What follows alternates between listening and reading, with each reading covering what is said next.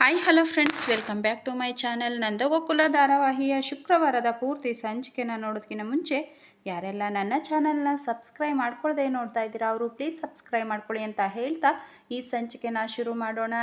ಸಂಚಿಕೆಯ ಶುರುವಲ್ಲಿ ವೀಣಾ ಅವರು ಅದೇ ನಿಮ್ಮ ತಂಗಿ ಗಂಡನ ದುಡ್ಡಿದೆಯಲ್ಲ ಅದನ್ನೇ ನಾವು ಬಳಸ್ಕೊಳ್ಬೋದು, ಮದುವೆಗೆ ಅದೇ ಆಗುತ್ತೆ ಅಲ್ವಾ ಅಂತ ಹೇಳ್ಬಿಟ್ಟು ಹೇಳ್ತಾರೆ. ಆಗ ಪರಮೇಶ್ ಅವರು ಬೇಡ ಕಣೆ, ನಮಗೆ ಸಂಬಂಧಿಕರು ಅಂತ ಇರೋದು ಅವರೊಬ್ಬರೇ, ನಾಳೆ ಏನಾದರೂ ಅವ್ರಿಗೆ ವಿಷಯ ಗೊತ್ತಾದರೆ ಬೇಜಾರು ಮಾಡ್ಕೊಳ್ತಾರೆ ಅಂತ ಹೇಳ್ಬಿಟ್ಟು ಪರಮೇಶ್ ಹೇಳ್ತಾರೆ. ಆಗ ವೀಣಾ ಅವರು ನಾಳೆದು ನಾಳೆ ನೋಡ್ಕೊಳ್ಳೋಣ, ಈಗ ನಾವು ದುಡ್ಡನ್ನು ಬಳಸ್ಕೊಳ್ಳೋಣ, ಆಮೇಲೆ ಅವ್ರಿಗೆ ಹೊಂದಿಸಿ ಕೊಟ್ಟರಾಗತ್ತೆ ಅಂತ ಹೇಳ್ಬಿಟ್ಟು ಹೇಳ್ತಾರೆ. ಆದರೂ ಕೂಡ ಪರಮೇಶ್ ಅವರು ಒಪ್ಪೋದಿಲ್ಲ. ಆಗ ವೀಣಾ ಅವರು ಸರಿ ಬಿಡ್ರಿ, ನಾವು ಯಾವ ದುಡ್ಡು ತೊಗೊಳ್ಳೋದು ಬೇಡ, ಮಗಳು ಮದುವೆ ಕೂಡ ಮುರಿದು ಬಿಡುತ್ತೆ, ದೊಡ್ಡ ಮಗಳು ಮದುವೆ ಆಗಿಲ್ಲ ಅಂದರೆ ಲಾವಣ್ಯ ಮದುವೆ ಕೂಡ ಆಗೋದಿಲ್ಲ, ಎಲ್ಲ ಅಲ್ಲಿಗೆ ಸರಿ ಹೋಗುತ್ತಲ್ಲ, ಇಬ್ಬರು ಮನೇಲೆ ಕುತ್ಕೊಂಡು ಬಿಡ್ರಿ ಅಂತ ಹೇಳ್ಬಿಟ್ಟು ಹೇಳ್ತಾರೆ. ಆಗ ಪರಮೇಶ್ವರು ಹಾಗೆಲ್ಲ ಮಾತಾಡಬೇಡ ವೀಣಾ ಅಂತ ಹೇಳಿದಾಗ, ಮತ್ತಿನ್ನೇನ್ರಿ ಈಗಿನ ಕಾಲದಲ್ಲಿ ದುಡ್ಡಿಲ್ಲದೆ ಮಂತ್ರನೂ ಬರೋದಿಲ್ಲ, ಹೋಮಕುಂಡದಲ್ಲಿ ಬೆಂಕಿನೂ ಹತ್ಕೊಳ್ಳೋದಿಲ್ಲ, ತಾಳಿಗೆ ಗಂಟು ಬೀಳೋದಿಲ್ಲ, ನೋಡ್ರಿ ದುಡ್ಡಿದ್ರೇನೆ ಮದುವೆ, ದುಡ್ಡಿದ್ರೇನೆ ಮಸಣ ಅಂತ ಹೇಳ್ಬಿಟ್ಟು ವೀಣಾ ಹೇಳ್ತಾರೆ. ವೀಣಾ ಮಾತನ್ನು ಕೇಳಿ ಪರಮೇಶ್ವರ್ಗೂ ಸಹ ಇದೇ ನಿಜ ಅಂತ ಅನಿಸುತ್ತೆ. ಪರಮೇಶ್ ಅವರು ಆಗಿದ್ರೆ ನಾವು ಬಾವನ ದುಡ್ಡನ್ನೇ ಬಳಸ್ಕೊಳ್ಳೋದಾ ಅಂತ ಹೇಳ್ಬಿಟ್ಟು ಕೇಳ್ತಾರೆ. ಹೋಗಿ ಕಣಿ ಕೇಳ್ಬರ್ರಿ, ನಾನು ಆಗ್ಲಿಂದ ಬಡ್ಕೊಳ್ತಾ ಇದ್ದೀನಿ, ಮತ್ತೆ ಅದನ್ನೇ ಕೇಳ್ತೀರಾ, ಅಲ್ಲ ಈಗ ನಾವು ಸದ್ಯಕ್ಕೆ ಆ ದುಡ್ಡನ್ನು ಬಳಸ್ಕೊಳ್ಳೋಣ, ಆಮೇಲೆ ಅದನ್ನೆಲ್ಲ ಹೊಂದಿಸಿ ಕೊಟ್ಟರಾಗತ್ತೆ, ಈಗ ನಾವು ದುಡ್ಡು ಬಳಸ್ಕೊಂಡಿದ್ದೀವಿ ಅಂತ ಅವ್ರಿಗೆ ಗೊತ್ತಾಗೋದಿಲ್ಲ, ಈಗ ನಾನು ಹೇಳಿರೋದಕ್ಕೆ ನೀವು ಒಪ್ಕೊಂಡ್ರೆ ಅಷ್ಟೇ ಸಾಕು ಅಂತ ಹೇಳ್ಬಿಟ್ಟು ವೀಣಾ ಹೇಳ್ತಾರೆ. ಸರಿ ಬಿಡು ಹಾಗೆ ಮಾಡೋಣ ಅಂತ ಹೇಳ್ಬಿಟ್ಟು ಪರಮೇಶ್ ಹೇಳಿದಾಗ ವೀಣಾ ಅವ್ರಿಗೆ ಸಮಾಧಾನ ಆಗುತ್ತೆ. ಇನ್ನು ಈ ಕಡೆ ನಂದವರು ನಾನು ಇನ್ನೂ ಏನೇನು ಕೆಲಸ ಮಾಡಬೇಕು, ಇನ್ನೂ ಏನೇನು ಬಾಕಿ ಇದೆ ಅಂತ ಹೇಳ್ಬಿಟ್ಟು ಯೋಚನೆ ಮಾಡಿಕೊಂಡು ಹೊರಗಡೆ ಬರ್ತಾರೆ. ಆಗ ಅಲ್ಲಿ ವಲ್ಲಭ ಅವರು ಎಲ್ಲ ಡೆಕೋರೇಷನ್ ಮಾಡ್ತಾ ಹಾಗೆ ಅಲ್ಲಿದ್ದಂತಹ ಕಾಯಿಗಳನ್ನೆಲ್ಲ ಚೀಲಕ್ಕೆ ಹಾಕ್ತಾ ಇರ್ತಾರೆ. ಆಗ ಅದೇ ಸಮಯಕ್ಕೆ ವಲ್ಲಭ ಅವ್ರಿಗೆ ಅವ್ರ ಓನರ್ ಫೋನ್ ಮಾಡ್ತಾರೆ. ಫೋನ್ ಮಾಡಿಬಿಟ್ಟು ಯಾಕಪ್ಪ ಕೆಲ್ಸಕ್ಕೆ ಬಂದಿಲ್ಲ ಅಂತ ಕೇಳ್ತಾರೆ. ಆಗ ವಲ್ಲಭ ಅವರು ನಾನು ಹೇಳಿದ್ನಲ್ಲ ಸರ್, ನಮ್ಮ ಅಣ್ಣನ ಮದುವೆ ಅಂತ ಇನ್ನೂ 3-4 ದಿನ ಬರೋದಕ್ಕಾಗೋದಿಲ್ಲ, ನಾನು ಆಮೇಲೆ ಡ್ಯೂಟಿಗೆ ಬಂದು ಈಗಿನ ಡ್ಯೂಟಿಯೆಲ್ಲನ ನೈಟ್ ಶಿಫ್ಟಿಗೆ ಪ್ಯಾಚಪ್ ಮಾಡಿಬಿಡ್ತೀನಿ, ನೀವೇನು ವರಿ ಮಾಡ್ಕೊಳ್ಬೇಡಿ, ನಾನೆಲ್ಲ ಬರ್ತೀನಿ, ಹಾಗೆ ನೀವು ಕೂಡ ಮದುವೆಗೆ ಬನ್ನಿ ಸರ್, ನಮ್ಮ ಅಣ್ಣನ ಮದುವೆ ಅಂದಮೇಲೆ ಕೆಲಸ ಕಾರ್ಯ ಜಾಸ್ತಿನೇ ಇರುತ್ತೆ, ಎಲ್ಲ ನಾನೇ ಓಡಾಡ್ಕೊಂಡು ಮಾಡಬೇಕು, ನಮ್ಮ ಅಣ್ಣನ ಮದುವೆನ ಗ್ರ್ಯಾಂಡಾಗಿ ಮಾಡಬೇಕು ಅಂತ ಹೇಳ್ಬಿಟ್ಟು ಫೋನಲ್ಲಿ ಮಾತಾಡ್ತಾ ಇರೋದನ್ನೆಲ್ಲ ಕೇಳಿಸ್ಕೊಂಡಂತಹ ನಂದ ಅವ್ರಿಗೆ ವಲ್ಲಭ ಅವ್ರ ಮಾತನ್ನು ಕೇಳಿ ತುಂಬಾ ಖುಷಿಯಾಗತ್ತೆ. ಇನ್ನು ಮಾರನೇ ದಿನ ಗಿರ್ಜಾ ಅವ್ರಿಗೆ ವೀಣಾ ಅವರು ಫೋನ್ ಮಾಡ್ತಾರೆ. ಆಗ ಗಿರ್ಜಾ ಅವರು ಹೇಳಿ ಬೀಗತಿಯವರೇ ಅಂತ ಹೇಳ್ಬಿಟ್ಟು ಕೇಳಿದಾಗ, ಮದುವೆ ಕೆಲಸ ಕಾರ್ಯ ಎಲ್ಲ ಸುಸೂತ್ರವಾಗಿ ನಡೀತಾ ಇದೆಯಾ ಅಂತ ಹೇಳ್ಬಿಟ್ಟು ವೀಣಾ ಕೇಳಿದಾಗ ಗಿರ್ಜಾ ಅವರು ಹೌದು ತುಂಬ ಚೆನ್ನಾಗಿ ನಡೀತಾ ಇದೆ, ಅಲ್ಲಿ ನಿಮ್ಮ ಮನೇಲೆಲ್ಲ ಮದುವೆ ಕೆಲಸ ಕಾರ್ಯ ಚೆನ್ನಾಗಿ ನಡೀತಾ ಇದೆಯಾ ಅಂತ ಹೇಳ್ಬಿಟ್ಟು ಕೇಳ್ತಾರೆ. ಆಗ ವೀಣಾ ಅವರು ಅದನ್ನೇನು ಕೇಳ್ತೀರಾ, ನಮ್ಮ ಮನೇಲಿ ಮನೆ ತುಂಬ ಜನ ಸೇರಿದ್ದಾರೆ, ಎಲ್ಲರೂ ಪ್ರಿಯಾ ಕೋಣೆಗೆ ಹೋಗಿ ಪ್ರಿಯಾನ ರೇಗಿಸ್ತಾ ಇದ್ದಾರೆ, ನಾನೀಗ ನಿಮಗೆ ಏನಕ್ಕೆ ಫೋನ್ ಮಾಡಿದೆ ಅಂದರೆ ಅಂತ ಹೇಳ್ಬಿಟ್ಟು ಹೇಳ್ತಾರೆ.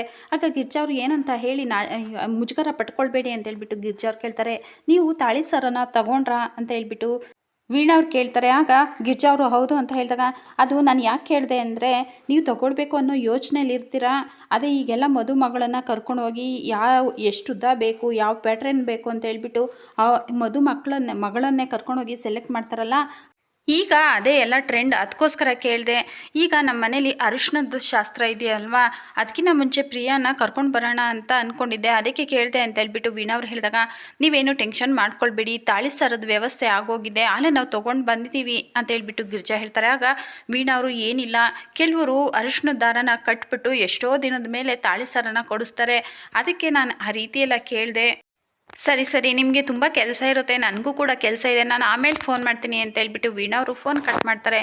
ವೀಣಾ ಅವ್ರ ಮಾತಿಂದ ಗಿರ್ಜಾ ಅವ್ರಿಗೆ ತುಂಬ ಬೇಜಾರಾಗುತ್ತೆ. ನಂದವರು ತುಂಬ ಗಡಿಬಿಡಿಯಿಂದ ಎಲ್ಲ ಕೆಲಸ ಹೇಗೆ ನಡೀತಾ ಇದೆ ಅಂತ ವಿಚಾರಿಸ್ಕೊಳ್ತಾ ಇರ್ತಾರೆ. ಆಗ ಅಲ್ಲಿಗೆ ಗಿರ್ಜಾ ಅವ್ರು ಬರ್ತಾರೆ. ಗಿರ್ಜಾ ಅಕ್ಷತೆ ರೆಡಿಯಾಗಿದೆಯಾ ಅಂತ ಹೇಳ್ಬಿಟ್ಟು ಕೇಳ್ತಾರೆ. ಆಗ ಮೀನವ್ರು ಸಹ ಅಲ್ಲಿಗೆ ಬರ್ತಾರೆ.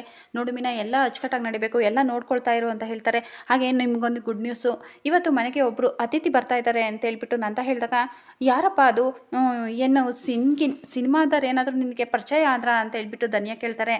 ಆಗ ಗಿರ್ಜಾ ಅವರು ನಾನು ಬೆಳಗ್ಗೆಯಿಂದ ಕೇಳ್ತಾನೆ ಇದ್ದೀನಿ, ಆದರೆ ನಿಮ್ಮಪ್ಪ ಹೇಳೇ ಇಲ್ಲ ಅಂತ ಹೇಳ್ತಾರೆ. ಆಗ ನಂದ ಅವರು ಯಾರು ಅಂತ ಈಗಲೇ ಹೇಳಿದ್ರೆ ಸಸ್ಪೆನ್ಸ್ ಎಲ್ಲ ಹೋಗುತ್ತೆ, ಆಮೇಲೆ ಯಾರು ಅಂತ ನಿಮಗೆ ಗೊತ್ತಾಗುತ್ತೆ, ಮಾಧವ ನೀನು ಯಾಕೆ ಇಲ್ಲಿ ಬರೋಕೋದೆ, ನಾನು ಆಮೇಲೆ ಕರಿತೀನಿ ಅಂತ ಹೇಳಿದ್ರು, ನೀನು ಯಾಕೆ ಇಲ್ಲಿಗೆ ಬಂದೆ ಅಂತ ಹೇಳ್ಬಿಟ್ಟು ಕೇಳ್ತಾರೆ. ಅಪ್ಪ ನಾನು ಒಳಗಡೆ ರೂಮಲ್ಲಿ ಬೇಜಾರಾಗ್ತಾ ಇತ್ತು, ಅದಕ್ಕೆ ಬಂದೆ ಅಂತ ಹೇಳ್ಬಿಟ್ಟು ಮಾಧವ ಹೇಳ್ತಾರೆ.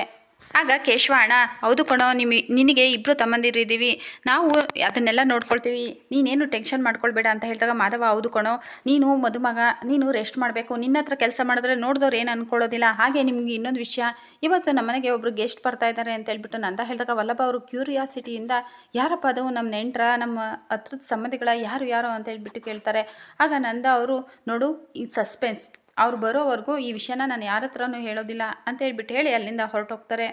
ವಲ್ಲಭ ಅಣ್ಣ ಯಾರು ಬರ್ತಾ ಇರ್ಬೋದು, ಅಪ್ಪ ಇಷ್ಟೊಂದು ಸಸ್ಪೆನ್ಸ್ ಇಡ್ತಾ ಇದ್ದಾರಲ್ಲ ಅಂತ ಹೇಳ್ಬಿಟ್ಟು ಕೇಳಿದಾಗ ಮಾಧವ ಅವರು ಅಪ್ಪ ಇಷ್ಟೊಂದು ಸಸ್ಪೆನ್ಸ್ ಇಡ್ತಾ ಇದ್ದಾರೆ ಅಂದರೆ ತುಂಬ ಇಂಪಾರ್ಟೆಂಟ್ ವ್ಯಕ್ತಿನೇ ಬರ್ತಾರೆ ಅಂತ ಹೇಳ್ಬಿಟ್ಟು ಹೇಳ್ತಾ ಇರಬೇಕಾದ್ರೆ ಅಲ್ಲಿಗೆ ರಕ್ಷಾ ಮತ್ತು ಅಮ್ಮು ಅವರು ಬರ್ತಾರೆ. ಆಗ ನಿಮ್ಗೊಂದು ವಿಷಯ ಗೊತ್ತಾ ಅಂತ ಹೇಳ್ಬಿಟ್ಟು ಕೇಳ್ತಾರೆ. ಏನದು ಅಂತ ಹೇಳ್ಬಿಟ್ಟು ವಲ್ಲಭ ಕೇಶವ ಮಾಧವ ಅವ್ರು ಕೇಳಿದಾಗ ಅದು ಈ ಮನೆಗೆ ಒಬ್ಬರು ಇಂಪಾರ್ಟೆಂಟ್ ವ್ಯಕ್ತಿ ಬರ್ತಾರೆ ಅಂತ ಹೇಳ್ಬಿಟ್ಟು ಹೇಳಿದಾಗ ಯಾರದು ಅಂತ ಹೇಳ್ಬಿಟ್ಟು ಕೇಳ್ತಾರೆ. ನಮಗೂ ಕೂಡ ಗೊತ್ತಿಲ್ಲ ಅಂತ ಹೇಳ್ಬಿಟ್ಟು ಅಮೂಲ್ಯ ಹೇಳಿದಾಗ ಈ ವಿಷಯ ಹೇಳೋದಕ್ಕೆ ಇಲ್ಲಿಗೆ ಬಂದುಬಿಟ್ರ ನೀವು ಅಂತ ಹೇಳ್ಬಿಟ್ಟು ಹೇಳ್ತಾರೆ. ಆಗ ಕೇಶವ ಅಣ್ಣ ನಮಗೆ ಕೆಲಸ ಇದೆ, ಇವರಿಬ್ಬರು ವೇಸ್ಟ್ ಫೆಲೋ ಜೊತೆ ನೀನು ಮಾತಾಡು ಅಂತ ಹೇಳ್ಬಿಟ್ಟು ಹೇಳಿ ಕೇಶವ ಮತ್ತು ವಲ್ಲಭ ಅವರು ಅಲ್ಲಿಂದ ಹೊರಟು ಹೋಗ್ತಾರೆ. ಅಮ್ಮು ಮತ್ತು ರಕ್ಷಾ ಅವರು ಮಾಧವ ಅವ್ರ ಜೊತೆ ಮಾತಾಡ್ತಾ ಇರ್ತಾರೆ. ಇನ್ನು ಸೂರ್ಯಕಾಂತ್ ಮತ್ತು ಚಂದ್ರಕಾಂತ್ ಅವರು ಮನೆಯಿಂದ ಆಚೆ ಬರ್ತಾರೆ. ಅಲ್ಲಿ ಚಪ್ರನ ನೋಡಿ ಅಲ್ಲ ಅಣ್ಣ, ನಾವು ಅಮ್ಮು ಮದುವೆಯಲ್ಲಿ ಹಾಕ್ಸಿದ ರೀತಿಯೇ ಇವನು ಚಪ್ರ ಹಾಕ್ಸಿದ್ದಾನಲ್ಲ ಅಂತ ಹೇಳ್ಬಿಟ್ಟು ಚಂದ್ರಕಾಂತ್ ಹೇಳಿದಾಗ ನಮ್ಮನ್ನು ಉರ್ಸೋದಕ್ಕೆ ಅಂತಲೇ ಈ ರೀತಿ ಎಲ್ಲ ಹಾಕಿದ್ದಾನೆ ಅಂತ ಕಾಣುತ್ತೆ ಕಣೋ, ಆದರೂ ನಾವು ನೋಡದೇ ಇರೋರ ಥರ ಹೋಗಬೇಕು ಅಂತ ಹೇಳಿ ಮಾತಾಡ್ಕೊಳ್ತಾ ಇರಬೇಕಾದ್ರೆ ರಾಮಾಚಾರಿ ಅವರು ಬರ್ತಾರೆ. ರಾಮಾಚಾರಿ ಅವ್ರನ್ನ ನೋಡಿ ಸೂರ್ಯಕಾಂತ್ ಅವರು ಅಲ್ಲಿ ನೋಡೋ ನಮ್ಮ ರಾಮಾಚಾರಿ ಅಂತ ಹೇಳ್ಬಿಟ್ಟು ಹೇಳ್ತಾ ಇರಬೇಕಾದ್ರೆ ರಾಮಾಚಾರಿ ಅವರು ಸೂರ್ಯಕಾಂತ್ ಮತ್ತು ಚಂದ್ರಕಾಂತ್ ಅವ್ರ ಹತ್ರ ಬರ್ತಾರೆ. ಅಯ್ಯೋ ನಿನ್ನ ನೋಡಿ ನಮಗೆ ತುಂಬಾ ಖುಷಿ ಆಯಿತು, ನೀನು ಇಲ್ಲಿಗೆ ಬಂದಿರೋದನ್ನ ಕೇಳಿ ಅಮ್ಮ ತುಂಬಾ ಖುಷಿ ಪಡ್ತಾರೆ, ಬಾ ಹೋಗೋಣ ಮನೆ ಒಳಗಡೆ ಅಂತ ಹೇಳ್ಬಿಟ್ಟು ರಾಮಾಚಾರಿ ಅವ್ರನ್ನ ಕರೀತಾರೆ. ಆಗ ರಾಮಾಚಾರಿಯವರು ನನ್ನನ್ನು ಕ್ಷಮಿಸ್ಬಿಡಿ, ನಾನು ನಂದಕುಮಾರ್ ಅವರ ಮನೆಯ ಅರಿಶಿಣದ ಶಾಸ್ತ್ರಕ್ಕೆ ಬಂದಿದ್ದೀನಿ, ಅಲ್ಲಿಗೆ ಹೋಗ್ಬಿಟ್ಟು ಆಮೇಲೆ ನಿಮ್ಮ ಮನೆಗೆ ಬರ್ತೀನಿ ಅಂತ ಹೇಳ್ಬಿಟ್ಟು ರಾಮಾಚಾರಿ ಹೇಳಿದಾಗ ಸೂರ್ಯಕಾಂತ್ ಮತ್ತು ಚಂದ್ರಕಾಂತ್ ಅವ್ರಿಗೆ ಬೇಜಾರಾಗುತ್ತೆ. ಅಷ್ಟರೊಳಗಡೆ ನಂದ ಅವ್ರು ಅಲ್ಲಿಗೆ ಬಂದು ರಾಮಾಚಾರಿ ಬಾರಪ್ಪ ಚೆನ್ನಾಗಿದೆಯಾ ಅಂತ ಹೇಳ್ಬಿಟ್ಟು ಮನೇಲಿ ಎಲ್ಲರೂ ಚೆನ್ನಾಗಿದ್ದಾರಾ ಅಂತ ಹೇಳ್ಬಿಟ್ಟು ಕೇಳ್ತಾರೆ. ಆಗ ಹೌದು ಚೆನ್ನಾಗಿದ್ದಾರೆ, ನೀವು ಚೆನ್ನಾಗಿದ್ದೀರಾ ಅಂತ ಹೇಳ್ಬಿಟ್ಟು ರಾಮಾಚಾರಿ ಕೇಳ್ತಾರೆ. ಸರಿ ನೀನು ಬರೋ ವಿಷಯನ ನಾನು ಮನೇಲಿ ಯಾರ ಹತ್ರನೂ ಹೇಳಿಲ್ಲ, ನೀನು ಬರೋ ವಿಷಯನ ನೀನು ಬಂದಿರೋದನ್ನ ನೋಡಿ ಎಲ್ಲರೂ ಕೂಡ ತುಂಬಾ ಖುಷಿ ಪಡ್ತಾರೆ ಅಂತ ಹೇಳ್ಬಿಟ್ಟು ಮಾತಾಡ್ತಾ ಇರಬೇಕಾದ್ರೆ ಪ್ರಿಯಾ ಮತ್ತು ಮಾಧವ ಅವರ ಮದುವೆದು ಬ್ಯಾನರ್ ಕಟ್ಟಿರ್ತಾರೆ. ಆಗ ರಾಮಾಚಾರಿಯವರು ಅದನ್ನು ನೋಡಿ ಅಲ್ಲ ಸರ್ ಇದನ್ನು ಯಾಕೆ ಇಷ್ಟು ದೊಡ್ಡದಾಗಿ ಬ್ಯಾನರ್ ಹಾಕ್ಸಿದಿರಲ್ಲ ಅಂತ ಹೇಳ್ಬಿಟ್ಟು ಕೇಳ್ತಾರೆ. ಆಗ ನಂದವರು ನಮ್ಮ ಮಾಧವನ ಮದುವೆ ಅಂದರೆ ಸುಮ್ಮನೆನಾ, ಮದುವೆಗೆ ಎಲ್ಲರೂ ಸ್ವಾಗತ ಮಾಡೋದಕ್ಕೆ ಅಂತ ಈ ರೀತಿ ಮಾಡಿಸ್ತಾ ಇದ್ದೀನಿ ಅಂತ ಹೇಳ್ಬಿಟ್ಟು ನಂದಕುಮಾರ್ ಹೇಳ್ತಾರೆ. ಆಗ ರಾಮಾಚಾರಿಯವರು ಅಲ್ಲ, ಮದುವೆಯಲ್ಲಿ ಎಲ್ಲರೂ ತೋರಣ ಕಟ್ಟಿ ಆ ಹೂವಿನಿಂದ ಅಲಂಕಾರ ಮಾಡಿದ್ರೆ ನೀವು ಬ್ಯಾನರ್ ಎಲ್ಲ ಹಾಕಿ ಇಷ್ಟೊಂದು ಸಂಭ್ರಮ ಪಡ್ತಾ ಇರೋದನ್ನು ನೋಡಿದ್ರೆ ತುಂಬಾ ಖುಷಿಯಾಗುತ್ತೆ ಅಂತ ಹೇಳ್ಬಿಟ್ಟು ರಾಮಾಚಾರಿ ಹೇಳ್ತಾರೆ. ಆಗ ಅದೇ ಸಮಯಕ್ಕೆ ಅಲ್ಲಿಗೆ ಇಂದ್ರ ಅವ್ರು ಸಹ ಬರ್ತಾರೆ. ಆಗ ನಂದಕುಮಾರ್ ಅವರು ಕೆಲವರು ಮನೆಗಳಲ್ಲಿ ಹುಟ್ಟು ಹಬ್ಬ ಎಲ್ಲ ತುಂಬ ಆಡಂಬರವಾಗಿ ಮಾಡ್ತಾರೆ ಅಂಥದ್ರಲ್ಲಿ ನಾನು ನನ್ನ ಹಿರಿ ಮಗನ ಮದುವೆ ಮಾಡ್ತಾಯಿದ್ದೀನಿ, ಬ್ಯಾನರ್ ಹಾಕ್ಸೋದ್ರಲ್ಲಿ ತಪ್ಪೇನಿದೆ, ಸರಿ ಬಾ ಹೋಗೋಣ ಅಂತ ಹೇಳ್ಬಿಟ್ಟು ರಾಮಾಚಾರಿ ಅವ್ರನ್ನ ನಂದ ಅವರು ಒಳಗಡೆ ಕರ್ಕೊಂಡು ಹೋಗ್ತಾರೆ. ನಂದ ಅವ್ರ ಮಾತನ್ನು ಕೇಳಿ ಸೂರ್ಯಕಾಂತ್ ಚಂದ್ರಕಾಂತ್ ಆಗಿ ಇಂದ್ರ ಅವ್ರಿಗೆ ತುಂಬಾ ಬೇಜಾರಾಗತ್ತೆ. ಇಂದ್ರ ಅವರು ಆ ಬ್ಯಾನರನ್ನು ನೋಡ್ತಾರೆ. ಅಲ್ಲಿ ಪ್ರಿಯಾ ಫೋಟೋನ ನೋಡ್ಬಿಟ್ಟು ಅಲ್ಲ ಮಾಧವನ ಮದುವೆ ಆಗ್ತಾ ಇರೋ ಹುಡುಗಿ ಇವಳ, ಹಾಗಾದರೆ ನಾನು ಮತ್ತು ಜ್ಯೋತಿ ದೇವಸ್ಥಾನದಿಂದ ಬರಬೇಕಾದ್ರೆ ನೋಡಿದ ಹುಡುಗಿ ಅವಳು ಯಾರು? ಇಲ್ಲೊಂದು ಸಮಸ್ಯೆ ಖಂಡಿತ ಇದೆ, ಆ ಸಮಸ್ಯೆ ಏನು ಅಂತ ನಾನೇ ಕಂಡು ಹಿಡಿಬೇಕು ಅಂತ ಹೇಳ್ಬಿಟ್ಟು ಇಂದ್ರ ಅವರು ಅಂದ್ಕೊಳ್ತಾ ಇರ್ತಾರೆ. ರಾಮಾಚಾರಿ ಅವ್ರನ್ನ ಒಳಗಡೆ ಕರ್ಕೊಂಡು ಬಂದು ಗಿರ್ಜಾ ಇಲ್ಲಿ ನೋಡು ಬಾ ಯಾರು ಬಂದಿದ್ದಾರೆ ಅಂತ ಹೇಳ್ಬಿಟ್ಟು ನಂದವ್ರು ಕರೀತಾರೆ. ಆಗ ಗಿರ್ಜಾ ವಲ್ಲಭ ಕೇಶವ ಎಲ್ಲರೂ ಸಹ ರಾಮಾಚಾರಿ ಅವ್ರನ್ನ ನೋಡಿ ತುಂಬಾ ಖುಷಿ ಪಡ್ತಾರೆ.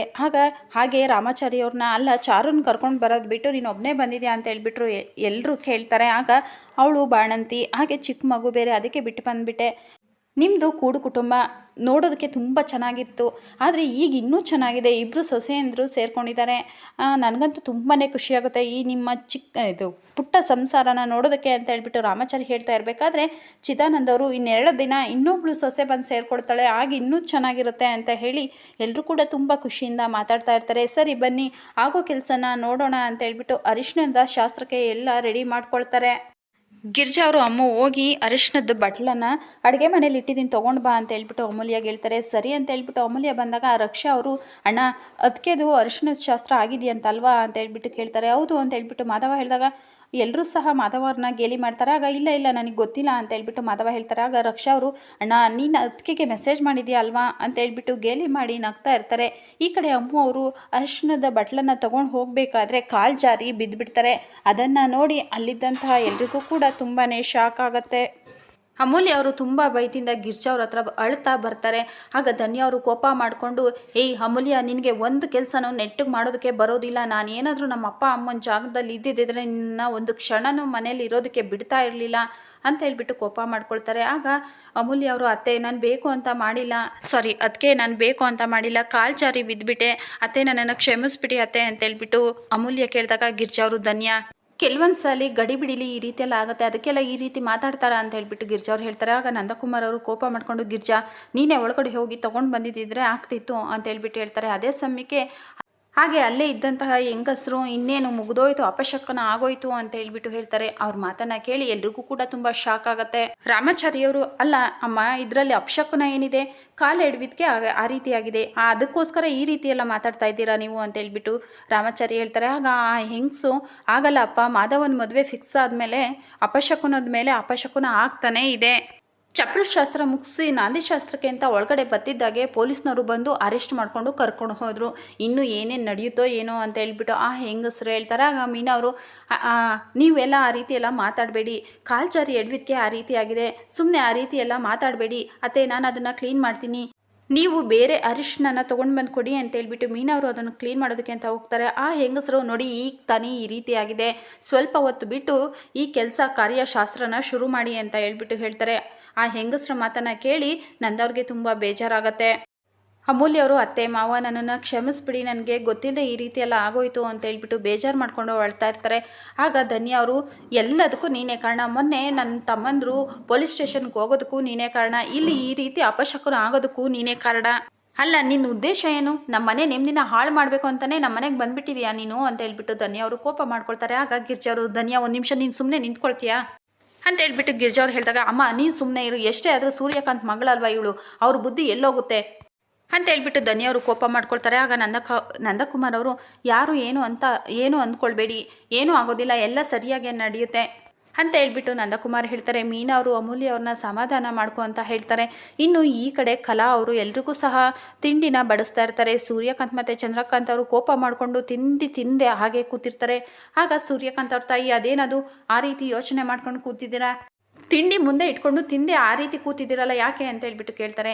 ಇವತ್ತು ನನ್ನ ಗಂಟ್ಲಲ್ಲಿ ತಿಂಡಿ ಇಳಿತಾ ಇಲ್ಲ, ಆ ಮನೆ ಸಂತೋಷನ ನೋಡಿ ನನ್ನ ಹೊಟ್ಟೆ ಹುರಿತಾ ಇದೆ, ನಮ್ಮ ಮನೆ ನೆಮ್ಮದಿ ಎಲ್ಲ ಹಾಳು ಮಾಡಿ ಈಗ ಅವನು ತುಂಬ ಸಂಭ್ರಮ ಸಡಗರದಿಂದ ಮಗನ ಮದುವೆ ಮಾಡ್ತಾ ಇದ್ದಾನೆ ಅಂದಮೇಲೆ ನಮ್ಮ ಗಂಟ್ಲಲ್ಲಿ ಅನ್ನ ಹೇಗೆ ಇಳಿಯುತ್ತೆ ಅಂತ ಹೇಳ್ಬಿಟ್ಟು ಸೂರ್ಯಕಾಂತ್ ಹೇಳ್ತಾರೆ. ಆಗ ಚಂದ್ರಕಾಂತ್ ಅವರು, ನಮ್ಮನ್ನು ಬೇಕಂತಲೇ ನಮಗೆ ಉರಿಲಿ ಅಂತಲೇ ಉರಿಯೋ ಥರ ಮಾತಾಡ್ತಾನೆ, ಅದಲ್ಲದೆ ಬ್ಯಾನರ್ ಕೂಡ ಹಾಕ್ಸ್ಬಿಟ್ಟಿದ್ದಾನೆ ಅಂತ ಹೇಳ್ಬಿಟ್ಟು ಚಂದ್ರಕಾಂತ್ ಕೋಪ ಮಾಡ್ಕೊಳ್ತಾರೆ. ಆಗ ಶ್ರೀಕಂಠ, ಹೊಟ್ಟೆಗೆ ಇಟ್ಟಿಲ್ಲ ಅಂದರೆ ಜುಟ್ಟಿಗೆ ಅದ್ಯಾವುದೋ ಹೂವು ತಗೊಂಡು ಮುಡ್ಕೊಂಡ್ರಂತೆ ಆ ರೀತಿ ಮಾಡ್ತಾ ಇದ್ದಾನೆ ಇವನು ಅಂತ ಹೇಳ್ಬಿಟ್ಟು ಶ್ರೀಕಂಠ ಕೂಡ ಕೋಪ ಮಾಡ್ಕೊಳ್ತಾರೆ. ಆಗ ಚಂದ್ರಕಾಂತ್ ಅವರು, ಹೊಟ್ಟೆಗೆ ಯಾಕೋ ಇಟ್ಟಿಲ್ಲ, ನಮ್ಮನೆ ಒಡವೆಯಿಂದನೇ ಅವನು ಇಷ್ಟು ಗ್ರ್ಯಾಂಡಾಗಿ ಮದುವೆನ ಮಾಡಿಸ್ತಾ ಇರೋದು ಅಂತ ಹೇಳ್ಬಿಟ್ಟು ಚಂದ್ರಕಾಂತ್ ಹೇಳ್ತಾರೆ.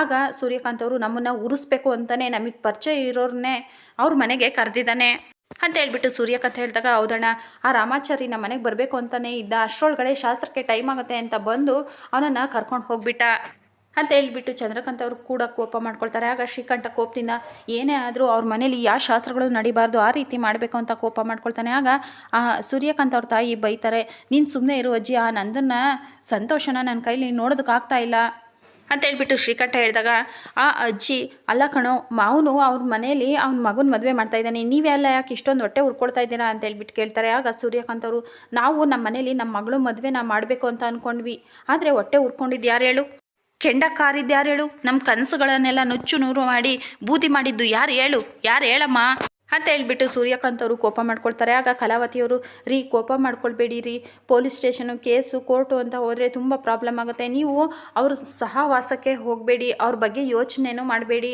ಅತ್ತೆ ಹೇಳ್ತಾ ಇರೋದು ಈ ಉದ್ದೇಶಕ್ಕೇನೆ ಅಂತ ಹೇಳ್ಬಿಟ್ಟು ಕಲಾ ಹೇಳ್ತಾರೆ. ಆಗ ಕಲಾವತಿಯವ್ರ, ಅತ್ತೆ ಹೌದು ಕಣೋ, ನಾನು ಹೇಳ್ತಾ ಇರೋದು ಈ ಉದ್ದೇಶಕ್ಕೇನೆ, ಶ್ರೀಕಂಠಗೂ ಒಂದು ಜೀವನ ಅನ್ನೋದಿದೆ, ಅವನಲ್ಲೂ ಬರೀ ದ್ವೇಷನೇ ತುಂಬ್ತಾ ಇದ್ರೆ ಹೇಗೆ, ಶ್ರೀಕಂಠಗೂ ಒಂದು ಜೀವನ ಇದೆ ಅನ್ನೋದನ್ನು ಮರಿಬೇಡಿ ಅಂತ ಹೇಳ್ಬಿಟ್ಟು ಸೂರ್ಯಕಾಂತ್ ಅವ್ರ ತಾಯಿ ಹೇಳ್ತಾರೆ.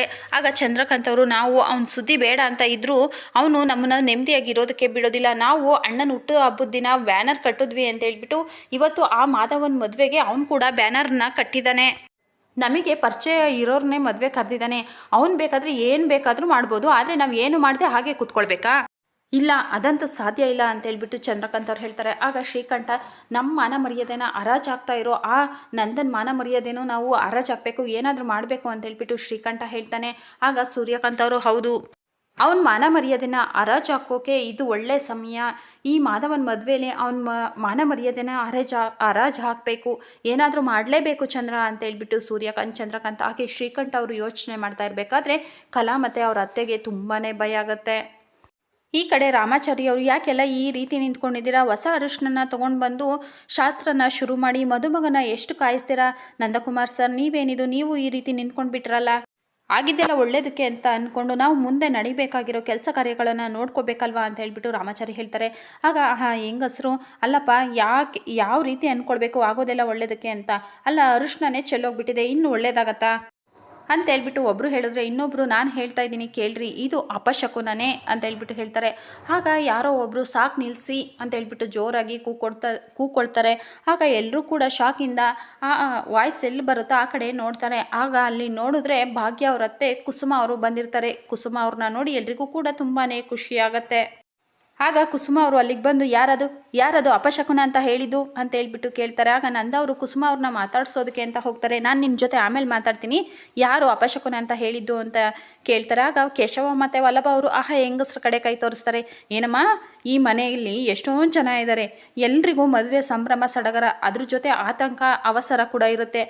ಏನೋ ಗಡಿ ಬಿಡಿಲಿ ಏನಾದರೂ ಬೀಳಿಸ್ತೀವಿ, ಏನಾದರೂ ಕೆಡವುತ್ತೀವಿ, ಹಾಗೆ ಬೆಂಕಿ ಎಲ್ಲ ಹತ್ಕೊಂಡು ಉರಿತೈತೆ, ಅದಕ್ಕೆಲ್ಲ ಈ ರೀತಿ ಎಲ್ಲ ಮಾತಾಡ್ತಾರ. ಮದುವೆ ಮನೇಲಿ ಇದೆಲ್ಲ ಸಹಜ, ಅಪಶಕನೂ ಇಲ್ಲ ಏನೂ ಇಲ್ಲ. ಅಪಶಕುನ ಅಂತ ಹೇಳ್ಬಿಟ್ಟು ಹಣೆಗೆ ಪಟ್ಟಿನ ಕಟ್ಟಬೇಡಿ, ಸುಮ್ಮನೆ ನಿಂತ್ಕೊಳ್ಳಿ. ಗಿರ್ಜಾ ನೀನು ಯಾಕೆ ಸಪ್ಪೆ ಮುಖ ಹಾಕ್ಕೊಂಡು ನಿಂತಿದ್ಯಾ, ನಾನು ಬಂದಿದ್ದೀನಲ್ವಾ, ನಾನು ಬಂದಮೇಲೆ ಎಲ್ಲ ಸರಿ ಮಾಡ್ತೀನಿ, ನೀನೇನು ಟೆನ್ಷನ್ ತೊಗೊಳ್ಬೇಡ ಅಂತ ಹೇಳ್ಬಿಟ್ಟು ಕುಸುಮ ಹೇಳ್ತಾರೆ. ಕುಸುಮ ಮಾತನ್ನು ಕೇಳಿ ಎಲ್ರಿಗೂ ಕೂಡ ತುಂಬಾ ಖುಷಿಯಾಗತ್ತೆ. ನಂದವ್ ಸಹ ಬೇಜಾರು ಮಾಡ್ಕೊಂಡು ನಿಂತಿರ್ತಾರೆ. ಆಗ ಕುಸುಮ ಅವರು ನಂದು ಇದೇನೋ ಇದು, ನೀನು ಜಾತಕ ಏನು ನೋಡೋದಿಲ್ಲ, ಅವೆಲ್ಲ ನಂಬೋದಿಲ್ಲ, ಅಂಥದ್ರಲ್ಲಿ ನೀನು ಕೂಡ ಇವನ್ನೆಲ್ಲ ನಂಬ್ಕೊಂಡು ಈ ರೀತಿ ಸಪ್ಪೆ ಮುಖ ಹಾಕ್ಕೊಂಡು ನಿಂತಿದ್ಯಲ್ಲೋ ಅಂತ ಹೇಳ್ಬಿಟ್ಟು ಕುಸುಮ ಕೇಳ್ತಾರೆ. ಆಗ ನಂದವರು ಅದು ಆಗಲ್ಲ ಕುಸುಮಕ್ಕ, ನೀವಿಬ್ಬರು ಗಂಡ ಹೆಂಡತಿ ಸರಿಯಾಗೇ ಇದ್ದೀರಾ, ಯಾರೋ ಏನೋ ಅಂದ್ರಂತೆ ಸಪ್ಪೆ ಮುಖ ಹಾಕ್ಕೊಂಡು ಇವರಿಬ್ಬರು ನಿಂತ್ಕೊಂಡ್ರಂತೆ, ಈಗ ನಾನು ಬಂದಿದ್ದೀನಿ ಅಲ್ಲ, ನಾನೇ ಎಲ್ಲ ಮುಂದೆ ನಿಂತ್ಕೊಂಡು ಎಲ್ಲ ಶಾಸ್ತ್ರಗಳನ್ನು ಮಾಡಿ ಮುಗಿಸ್ತೀನಿ, ಚಿಂತೆ ಮಾಡಬೇಡಿ ಅಂತ ಹೇಳ್ಬಿಟ್ಟು ಕುಸುಮ ಹೇಳ್ತಾರೆ. ಆಗ ಗಿರ್ಜಾ ಅವರು ಅಕ್ಕ ಕುಸುಮಕ್ಕ ನೀವು ಬಂದ್ರಲ್ಲ, ನನಗಂತೂ ತುಂಬಾ ಖುಷಿ ಆಗ್ತಾ ಇದೆ ಅಂತ ಹೇಳ್ಬಿಟ್ಟು ಗಿರ್ಜಾ ಹೇಳ್ತಾರೆ. ಫ್ರೆಂಡ್ಸ್, ಇಲ್ಲಿಗೆ ನಂದಗೋಕುಲ ಧಾರಾವಾಹಿಯ ಶುಕ್ರವಾರದ ಸಂಚಿಕೆ ಮುಕ್ತಾಯವಾಗುತ್ತೆ. ಮುಂದಿನ ಸಂಚಿಕೆಯಲ್ಲಿ ಮೀನಾ, ರಕ್ಷಾ ಹಾಗೆ ಅಮ್ಮು ಅವರು ಅರಿಶಿನ ಕುಟ್ಟಿ ಎಲ್ಲರೂ ಸಹ ಮಾಧವ ಅವ್ರಿಗೆ ಅರಿಶಿನ ಹಚ್ಚಿ ತುಂಬಾ ಖುಷಿ ಪಡ್ತಾರೆ. ಇನ್ನು ಇಂದ್ರ ಅವರು ಸೂರ್ಯಕಾಂತ್ ಅವ್ರ ಹತ್ರ ಹೋಗಿ ನಾನು ನಿನ್ನೆ ಮಾಧವನ ಜೊತೆ ಒಂದು ಹುಡುಗಿನ ನೋಡಿದೆ, ಆದರೆ ಈಗ ಮದುವೆ ಸಟ್ಟಾಗಿರೋ ಹುಡುಗಿ ಬೇರೆ, ಮಾಧವ ನಿನ್ನೆ ಓಡಾಡ್ತಾ ಇದ್ದ ಹುಡುಗಿನೇ ಬೇರೆ, ಆಗಿದ್ಮೇಲೆ ಮಾಧವನಿಗೂ ಮತ್ತು ಆ ಹುಡುಗಿಗೂ ಏನೋ ಸಂಬಂಧ ಇದೆ ಅಂತ ಹೇಳ್ಬಿಟ್ಟು ಇಂದ್ರ ಹೇಳಿದಾಗ ನೀನು ಒಳ್ಳೆ ಕೆಲಸನೇ ಮಾಡಿದೆ ಇಂದ್ರ, ನಾನು ಈಗಲೇ ಆ ಹುಡುಗಿನ ಮುಂದೆ ಇಟ್ಕೊಂಡು ಹಾಗೆ ಮಾಧವನ ಮುಂದೆ ಇಟ್ಕೊಂಡು ಆ ನಂದನ್ ಮರ್ಯಾದಿನ ಹೇಗೆ ತೆಗಿತೀನಿ ನೋಡ್ತಾ ಇರು ಅಂತ ಹೇಳ್ಬಿಟ್ಟು ಸೂರ್ಯಕಾಂತ್ ಹೇಳ್ತಾರೆ. ಸೂರ್ಯಕಾಂತ್ ಮಾತನ್ನು ಕೇಳಿ ಕಲಾವತಿಯವ್ರಿಗೆ ತುಂಬಾ ಟೆನ್ಷನ್ ಆಗುತ್ತೆ. ಫ್ರೆಂಡ್ಸ್, ಇಲ್ಲಿಗೆ ನಂದಗೋಕುಲ ಧಾರಾವಾಹಿಯ ಶುಕ್ರವಾರದ ಪೂರ್ತಿ ಸಂಚಿಕೆ ಮುಕ್ತಾಯವಾಗುತ್ತೆ. ಇದೇ ಥರ ಎಲ್ಲ ಸಂಚಿಕೆಗಳಿಗಾಗಿ ಮರೆಯದೆ ನಮ್ಮ ಚಾನಲ್ನ ಸಬ್ಸ್ಕ್ರೈಬ್ ಮಾಡಿಕೊಂಡು ಸಪೋರ್ಟ್ ಮಾಡಿ. ವಿಡಿಯೋ ನೋಡಿದ್ದಕ್ಕಾಗಿ ಧನ್ಯವಾದಗಳು.